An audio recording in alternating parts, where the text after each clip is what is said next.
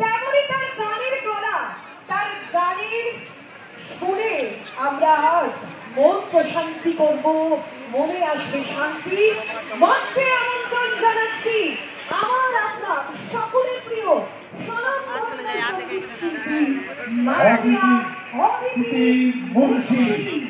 শিল্পীকে সাদর অভ্যর্থনা জানাই আমাদের এই মঞ্চকে আলোকিত করবার জন্য, আমাদের এই মঞ্চকে তীর্থস্থানে পরিণত করবার জন্য, আমাদের এই মঞ্চকে এক আধ্যাত্মিক পরিবেশ প্রদান করবার জন্য আমরা শিল্পীকে মঞ্চে আহ্বান জানাই।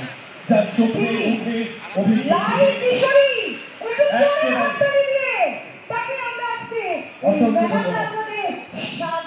মনির মনি কোঠায় চিরদিন স্থান করে নিয়েছে, যার অভিব্যক্তি, যার কথা, যার সুর, যার সঙ্গীত এক আধ্যাত্মিক পরিবেশ তৈরি করে।